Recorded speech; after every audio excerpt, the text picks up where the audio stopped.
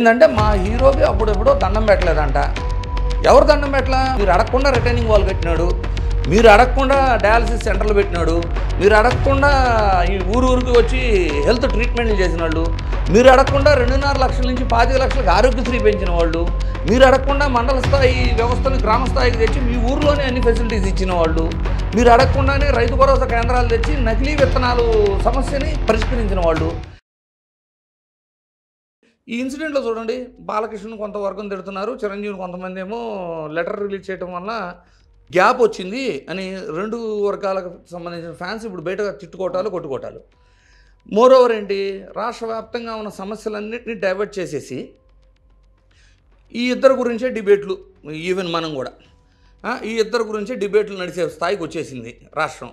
అసలు రాష్ట్రంలో చూడండి, గుంటూరు దగ్గర డయేరియాలో చనిపోతున్నారు, లేదు మీకు ఉప్పాడలో మత్స్యకారుల ఆందోళనలు, ఆంధ్ర యూనివర్సిటీ దగ్గర స్టూడెంట్స్ ఆందోళనలు, ఇవి కాకుండా యూరియా బస్తాలు లేవని రైతుల ఆందోళనలు, ఉల్లిపాయలు టమోటాలు గిట్టుబాటు ధర లేదని వాళ్ళ ఆందోళన, వీటికి మించి అన్నిటికంటే దారుణం ఏంటంటే విశాఖ స్టీల్ ప్లాంట్ ప్రైవేటీకరణ, ఇంకో పక్క 17 గవర్నమెంట్ మెడికల్ కాలేజీల ప్రైవేటీకరణ టెండర్ ప్రాసెస్. అంటే ఇన్ని ప్రాబ్లమ్స్ని ఒక్కసారిగా చూడండి ఈ ఇష్యూస్ పెట్టి సైడ్ లైన్ చేశారు. ఇంత సైడ్ లైన్ చేసిన దాంట్లో కూడా చిరంజీవి, బాలకృష్ణ లేదు పవన్ కళ్యాణ్ దాకా మాట్లాడుతున్నారు. కానీ ఆ రోజు వెళ్ళిన వాళ్ళల్లో, ఆ రోజు జగన్ గారిని కలవటానికి వెళ్ళిన వాళ్ళు ప్రభాస్ ఉన్నారు కదా, మహేష్ బాబు ఉన్నారు కదా. ఇప్పుడు ఏమంటున్నారు, చిరంజీవి గారు అప్పటి నుంచి ఇప్పుడు దాకా లెటర్ రాయలేదు, అప్పుడే రాసి ఉండాలి కదా, ఇది అబద్ధం, నిజంగా మమ్మల్ని చిరంజీవి గారు చాలా ఉన్నతంగా చూసుకున్నారు, చాలా బాగా రిసీవ్ చేసుకున్నారు, ఆయన చాలా మంచి వ్యక్తి అని చిరంజీవి చెప్పలేదని చిరంజీవిని బ్లేమ్ చేస్తున్నారు. మరి వీళ్ళు ఏం చేశారండి? వీళ్ళు చెప్పారు ఇప్పటిదాకా ఎప్పుడన్నా? మిగతా హీరోలు ఆర్ నారాయణమూర్తిని కూడా వెళ్ళారు, ఆర్ నారాయణమూర్తి వెళ్ళాడు, మురళీమోహన్ వెళ్ళాడు, మహేష్ బాబు వెళ్ళాడు, ప్రభాస్ వెళ్ళాడు, ఇలా అందరూ వెళ్ళిన వాళ్ళే. వెళ్ళిన వాళ్ళల్లో వేరే ఏ ఒక్క హీరో అయినా జగన్మోహన్ రెడ్డి గారు మమ్మల్ని బాగా రిసీవ్ చేసుకున్నారు, మా ప్రాబ్లమ్స్ ఎక్స్ప్లెయిన్ చేశాము, మా విన్నపాన్ని కన్సిడర్ చేశారు, లేదు కొన్ని చర్చలు మంచిగా జరిగినాయి, కొంచెం ప్రోగ్రెసివ్గా అనిపించిందని కానీ మమ్మల్ని బాగా రిసీవ్ చేసుకున్నారు కానీ ఎక్కడన్నా ఒక్కళ్ళన్నా ప్రస్తావించారా?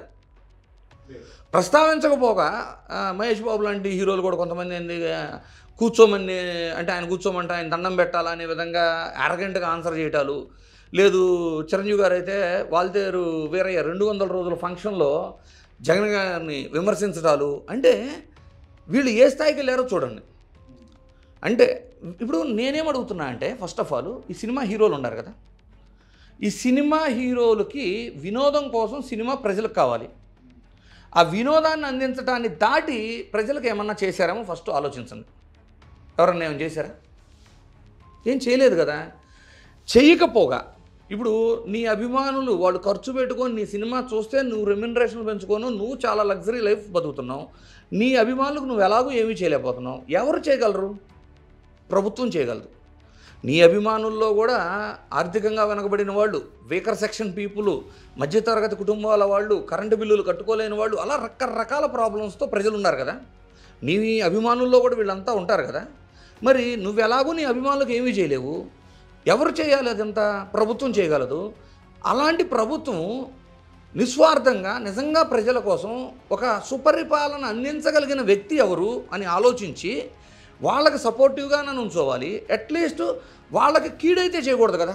అంటే మీకు చేయని, అంటే మిమ్మల్ని నిజంగా అగౌరవపరచలేదు. ఇప్పుడు నిన్న చిరంజీవి గారు రిలీజ్ చేసిన లెటర్ వలన చిరంజీవి గారికి ఒక్కళ్ళకే కాదు, ఆ రోజు వెళ్ళిన ప్రతి ఒక్కళ్ళకి మర్యాదపూర్వకంగానే రిసీవ్ చేసుకున్నారు, వాళ్ళని మంచిగా చూసుకున్నారు అనేది నిన్న చిరంజీవి గారు రిలీజ్ చేసిన లెటర్ యొక్క సారాంశం. మరి అలాంటప్పుడు వీళ్ళెవరు, మీరు స్వయంగా మీ అభిమానులకు ఏం చేయలేరు. మీరు కనీసం మీ అభిమానుల్లో ఉన్న పేద బడుగు బలహీన వర్గాల కోసం ప్రభుత్వం నిస్వార్థంగా పనిచేసే వాళ్ళు ఎవరో వాళ్ళకి సపోర్ట్ అన్నా చేయాలి. చేయలేకపోతే ఏం చేయాలి? మీ హెల్ప్ చేయాలి, కీడైతే చేయకూడదు కదా. వీళ్ళు హెల్ప్ చేయడం తీసేయండి, అసలు హెల్ప్ పోతే వీళ్ళు హెల్ప్ యాడ్ చేశారు, ఇంకా కీడు చేశారు. ఏంటంటే నిజాన్ని చెప్పకుండా దాచి ఉంచి ఇంకా విమర్శించి జగన్ మీద వ్యతిరేకతను పెంచి, మరి అలాంటప్పుడు వీళ్ళు అసలు హీరో అనే పదానికి, అంటే నేను నిజ జీవిత హీరో కూడా కాదు, సినిమాల్లో అయినా హీరో అనే పదానికి వీళ్ళకి ఎవరికన్నా అర్హత ఉందా అని నేను అడుగుతున్నా. వీళ్ళని ఇకపై సినిమా నటులు అంటాం కరెక్టు. ఎందుకంటే నీ అభిమానులనే నువ్వు మోసం చేస్తున్నావు. నిజంగా వాళ్ళకి ఎవరు మంచి ఎవరు చెడ్డో చెప్పాలి. చెప్పలేనప్పుడు నీకు జరగని అవమానాన్ని జరిగిందని చెప్పకూడదు.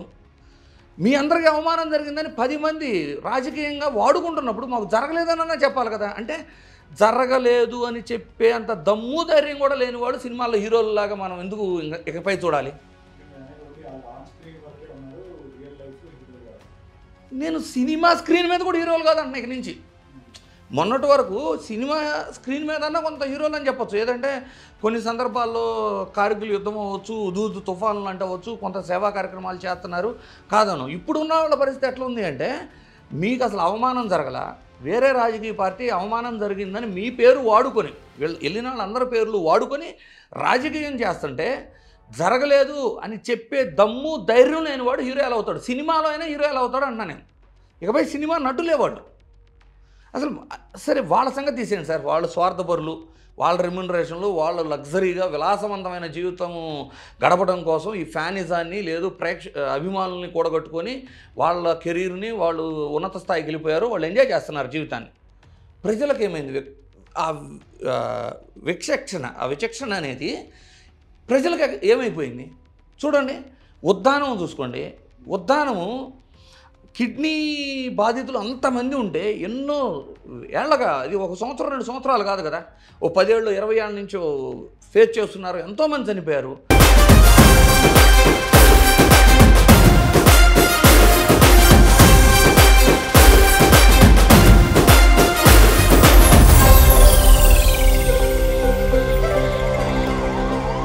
అంటే మీకు ఒక సినిమా నటుడికి అవమానం జరిగింది అని జరగందాన్ని ప్రమోట్ చేస్తే మీరు అతని వెనక నుంచుంటున్నారే. మీరు అడగకుండానే ఉద్దానంలో డయాలసిస్ సెంటర్లు కట్టి మీకు పెన్షన్లు పెంచి ఇంటింటికి సాగునీరు ఇస్తే మీకు ఆ కృతజ్ఞత ఉందా? అది సురక్ష అండి. సురక్ష అని రాష్ట్ర వ్యాప్తంగా ఉన్న అన్ని గ్రామాల్లో కూడా ఇంటింటికి డయాగ్నోసిస్ మొత్తం టెస్టులు చేసి ఇవ్వటం కూడా ఏదో స్కాములు చేసినట్టు ఊరు పేరు లేని ట్యాబ్లెట్లు కూడా ఇవ్వాలి.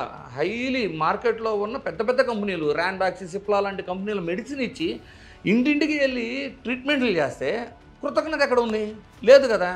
ప్రతి పల్లె, ప్రతి కుటుంబం, ప్రతి గడప, ప్రతి వ్యక్తిని ఆరోగ్యంగా ఉంచడమే లక్ష్యంగా రాష్ట్రాన్ని ఆరోగ్యాంధ్రప్రదేశ్గా మార్చే యజ్ఞాన్ని కొనసాగిస్తున్నారు. రిటైనింగ్ వాల్ తీసుకోండి విజయవాడ. ఎవరన్నా అడిగారా ఆయన కట్టమని? అంటే మీకు ఒక రిటైనింగ్ వాల్ ముఖ్యమా? మీ హీరోకి దండం పెట్టలేదు అని ఒక ఆరోపణ, అది కూడా నిజం కాదని నిన్న లెటర్తో తేలింది కదా. అంటే మీరు అభిమానించే ఒక హీరో అతనికి అవమానం జరిగింది అని చెబితే మీ జీవితాలు బాగు చేస్తున్న వ్యక్తి కంటే కూడా మనం వెళ్ళి వినోదం కోసం చూసే ఒక వ్యక్తి మాటలను అతనికి జరిగిన అవమానంలాగా ఆరోపణలు నమ్మి జనాలు ఉన్నారు అంటే వాళ్ళ విచక్షణ ఏ స్థాయికి వెళ్ళిపోయిందో చూసుకోండి. ఒక ఇన్సిడెంట్ ఇది ఒకటే కాదు, ఒక ఉద్దానం అవ్వచ్చు, ఒక రిటైనింగ్ వాల్ అవ్వచ్చు, ఇంటింటికి మన ఊరూరికి సురక్ష ప్రోగ్రామ్ అవ్వచ్చు, ఇలాంటి ఎన్నో ఇన్సిడెంట్స్ తీసుకోండి. ఆడదాకా ఎందుకు సార్? ఇప్పుడు నేను ఒక ఓపెన్ క్వశ్చన్ అడుగుతాను. వైజాగ్ స్టీల్ ప్లాంట్ కంటే సినిమా పరిశ్రమ, సినిమా హీరోలు ఏది ప్రయారిటీ ప్రజలకి? వైజాగ్ స్టీల్ ప్లాంట్ ఎక్కువ మందికి ఉపాధిస్తుందా, లేదు సినీ పరిశ్రమ ఎక్కువ మందికి ఉపాధిస్తుందా? ఈ రోజున వైజాగ్ స్టీల్ ప్లాంటు ప్రైవేటీకరణ అయిపోతుంది. ఎంతమంది అమరుల యొక్క త్యాగంతో తెచ్చుకోగలిగారు అది? మరి ఈ ప్రజలకు ఏమైంది? రాజకీయ నాయకులు, సినిమా నటులు వీళ్ళందరూ అంటే స్వార్థపరులు అనుకుందాం. ప్రజలకు ఏమైపోయింది విచక్షణ? ఈ రోజున ఏమైపోయింది?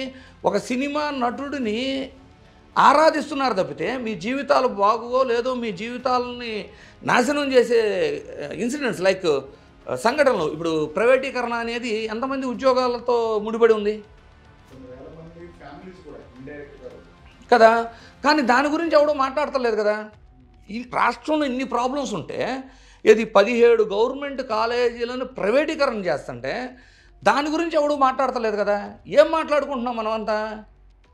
ఏంటంటే మా హీరోకి అప్పుడెప్పుడో దండం పెట్టలేదంట. ఎవరు దండం పెట్టలా? మీకోసం రిటైనింగ్, మీరు అడగకుండా రిటైనింగ్ వాల్ కట్టినాడు.